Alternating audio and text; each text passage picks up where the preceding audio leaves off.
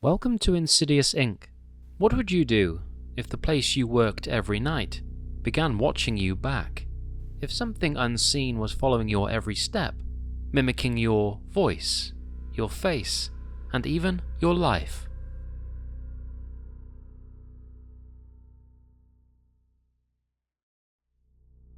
I used to work the night shift as a deputy in a county jail. It was one of those jobs where you can learn quickly what's real and what feels real at 3 a.m. behind concrete and steel. Most of the weird stuff you could explain away. Guys hallucinating from withdrawal, mumbling at shadows, screaming into corners like someone was there. We'd laugh it off, call it jail madness. But there was one section of the jail that nobody ever laughed about. C Block. Even the inmates avoided talking about it.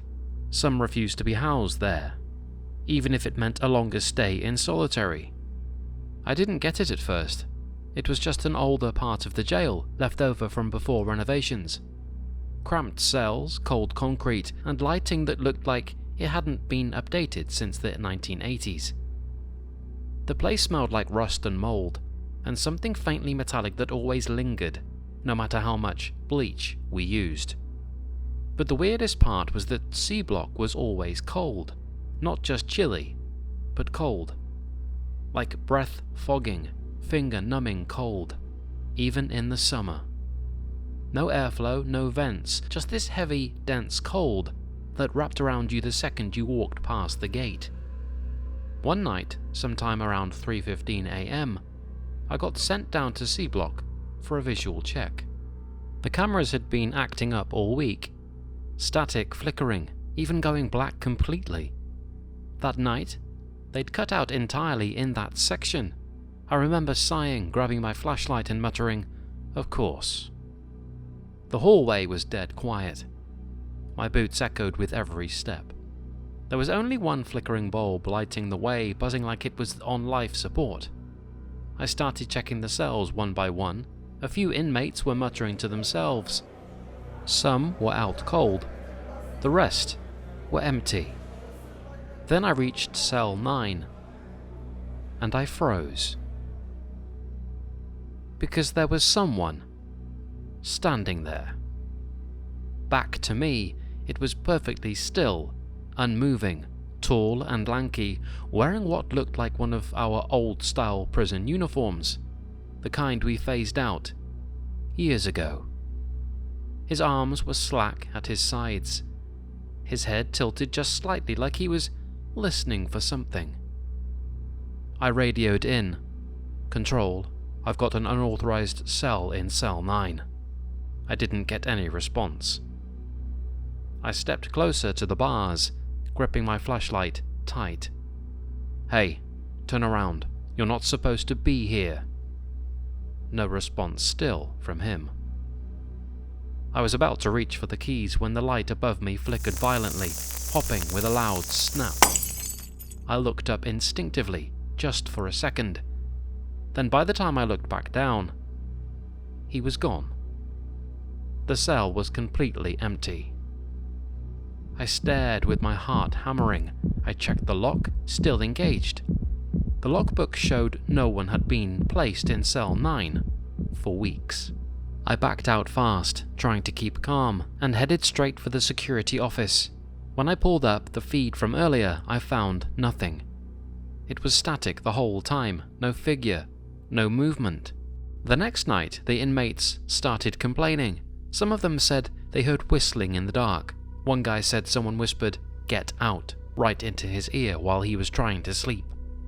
Another inmate refused to enter his cell, pale as a ghost himself, swearing someone had stood at the foot of his bed and stared at him all night. It always came back to cell 9. We started doubling up on our patrols after that. Nobody wanted to go down to C Block alone anymore. Then, about a week later, something really messed me up. I was sitting at the central desk, half watching the monitors, when my radio crackled to life. No call sign, just this low, drawn-out whisper. "I am still here." I froze. "Control? Repeat that?" I asked. But all I heard was total silence. I rewound the tape. Nothing. Dead air. But I know what I heard. I couldn't shake it, so I dug into the old incident reports, pulled out an ancient logbook, buried in a filing cabinet nobody touched. That's when I found it. Inmate name, Tony Haldeman, held in cell 9, died in 1976, suicide by hanging. He'd been awaiting trial for murder, swore he was innocent to the end. According to the notes, they buried him in his uniform, the same type I saw on that figure. After that, I put in for a transfer, immediately. Thankfully, it got approved a few weeks later. I was gone before the end of the month. I actually don't like talking about it anymore because people love to dismiss it as stress, exhaustion, or tricks of the light. But I saw him. I know I saw him, and I know what I saw.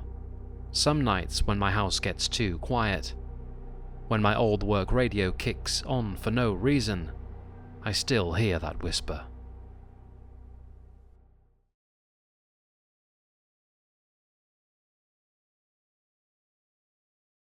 I used to work third shift at a shipping warehouse just outside town.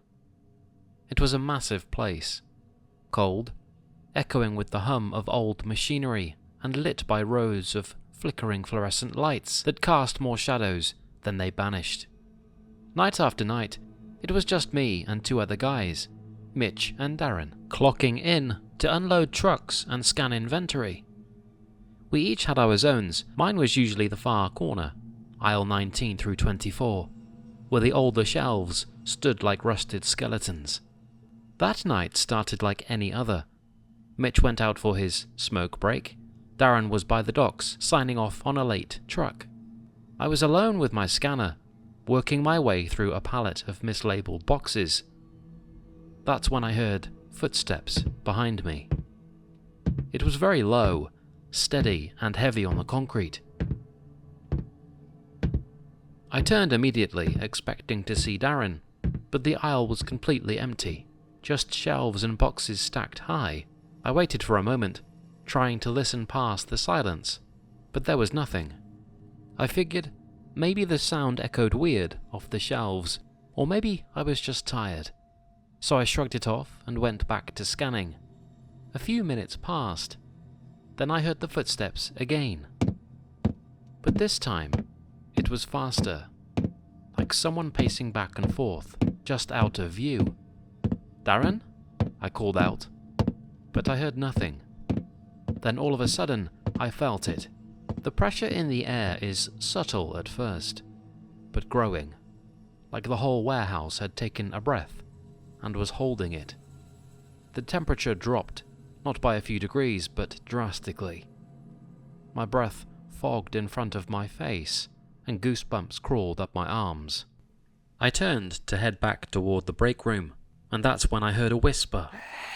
It whispered my name, right behind my ear. It was soft, raspy, like the breath of someone who hadn't spoken in years. I froze, and every instinct in my body screamed to run.